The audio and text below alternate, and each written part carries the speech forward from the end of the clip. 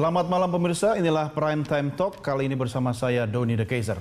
Pemirsa, gaduh di istana antara Wakil Presiden Yusuf Kala dengan Menko Maritim Rizal Ramli terkait program pemerintah pembangunan pembangkit listrik 35.000 MW kini sudah mereda. Presiden Joko Widodo turun tangan mengakhiri balas pantun kedua bawahannya itu di hadapan publik.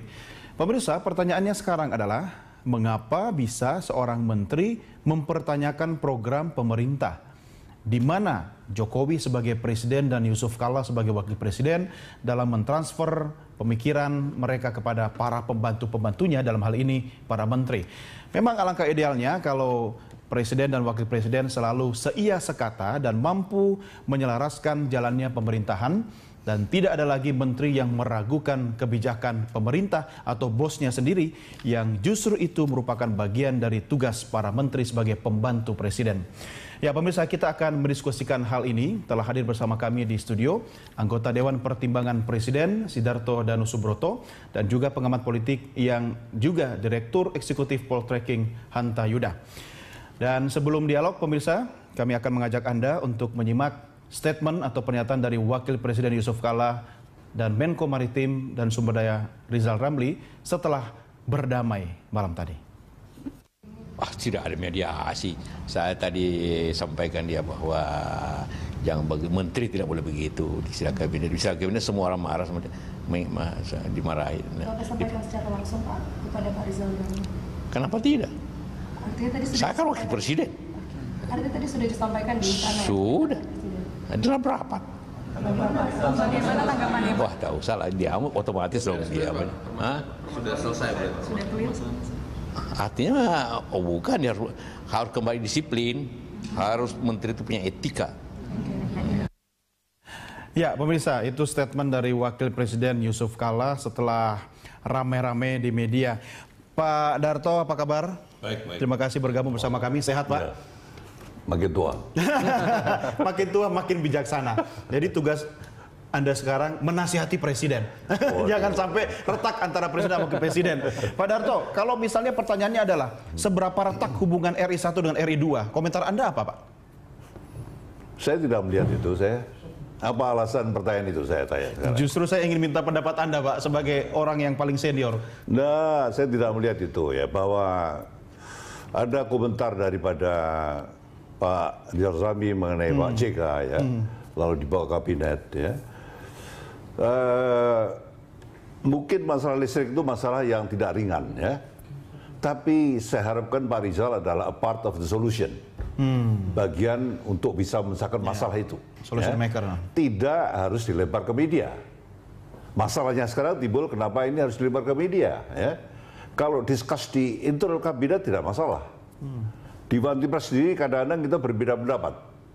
Tapi kalau keluar kita tidak pernah kita beda. Tidak dirilis di publik ya? Tidak boleh. Ya.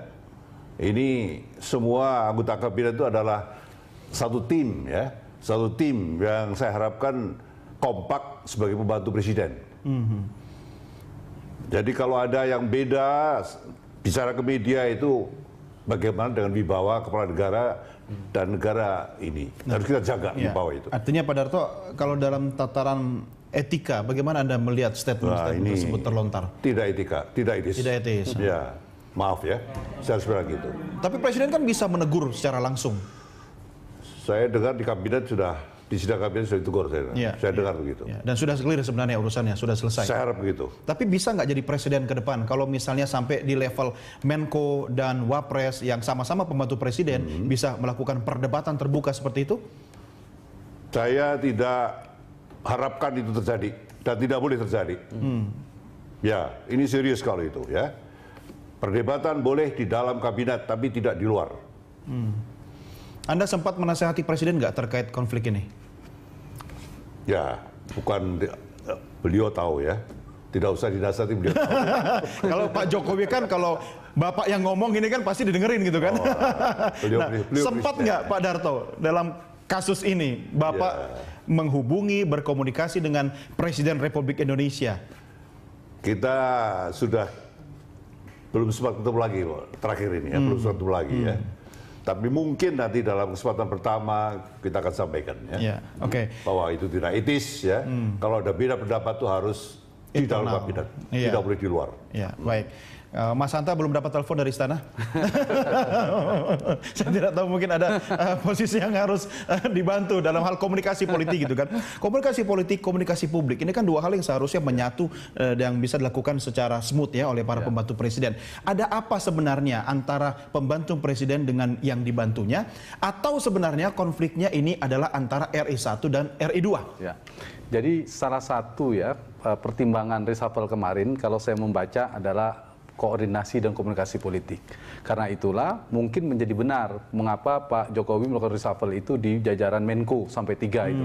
Nah, mungkin ada problem komunikasi, ada Mas Pram juga masuk, ada problem koordinasi, dan itu solusinya mungkin, dan itu positif saya pikir harus kita apresiasi. Tetapi sayangnya ketika setelah reshuffle itu kita berharap ada gebrakan, ada sebuah terobosan, tapi kita dikejutkan oleh Pak JK dan Pak Rizal Ramli tadi. Nah, ini apapun substansinya, mungkin substansinya saya setuju dengan Pak Darto tadi, substansinya mungkin ada hal yang penting juga soal listrik dan seterusnya. Tetapi dari tata cara atau bahasa etika dan seterusnya tadi, menurut saya itu tidak dibenarkan. Karena ya mungkin kita paham Pak Rizal Ramli terlepas soal substansinya tadi, mungkin beliau cukup keras ya kritiknya selama ini kepada pemerintahan Jokowi, barangkali lupa sekarang sudah berada di dalam pemerintahan, jadi harus diingat itu satu.